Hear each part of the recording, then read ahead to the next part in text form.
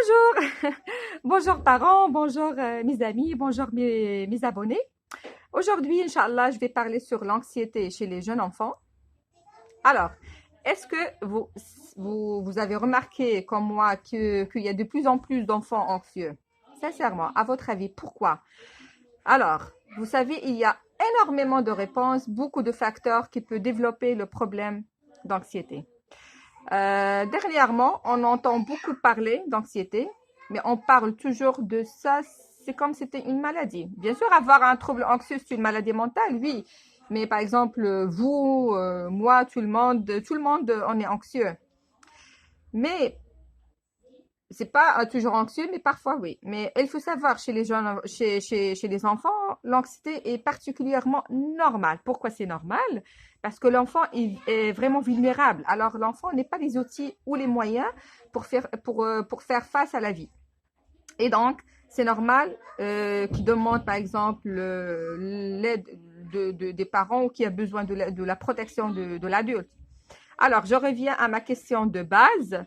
Pourquoi autant d'enfants qui vivent le problème d'anxiété? Alors, il y a plein de réponses.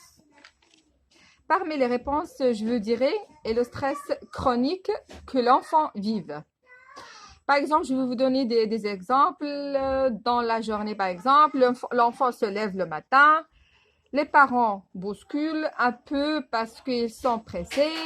Après ça, par exemple, mon frère ou ma soeur me taquine, me dit des choses qui me blessent, je dois m'adapter, faire attention pour ne pas trop réagir, ne pas frapper parce que les parents ne veulent pas. Ensuite, je m'en vais à l'école, au service de garde. Il faut que j'intègre les règles. J'arrive en mathématiques. Le professeur m'amène, par exemple, de la nouvelle matière. Je ne comprends pas bien. Mes capacités adaptatives alors baissent. Je reviens au service de garde. Ça bouge beaucoup. Il faut que je m'ajuste à mon environnement.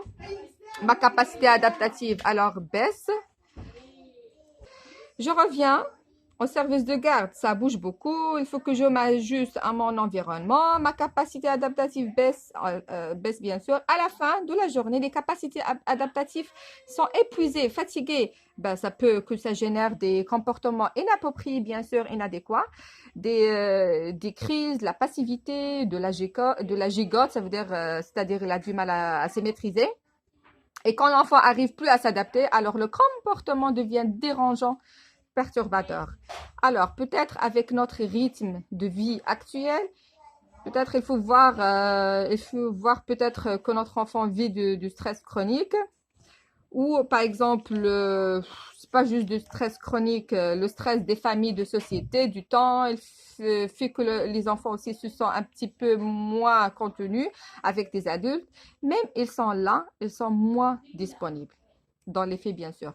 Pour les aimer, oui, ils sont là, mais dans les faits, peut-être pas aussi présents, surtout pour les parents qui travaillent beaucoup et qui sont fatigués ou qui ont, par exemple, une séparation parentale. Alors, euh, je vais vous donner, par exemple, un autre exemple aussi. Papa et maman par exemple, sont séparés. Deux milieux de vie, ça veut dire que l'enfant, lui, vit dans ses valises parce que l'enfant va passer une semaine chez l'un, une semaine chez l'autre. Il y a des changements. Il y a moins de repères, moins de continuité. Quand l'enfant, chez la maman, par exemple, papa lui manque, et quand l'enfant chez papa, alors maman lui manque. Ce manque-là crée aussi l'anxiété. Je pense aussi à ma fille qui a 12 ans dans première année secondaire. Il a par exemple, je pense, 9 ou 10 professeurs différents, ce qui oblige à l'enfant à s'adapter à un système de valeurs qui n'est pas toujours le même. Alors, automatiquement, si par exemple, si on n'aide pas nos enfants à mieux gérer leur anxiété, on s'en va vers des problèmes de plus en plus importants dans les écoles et dans les familles.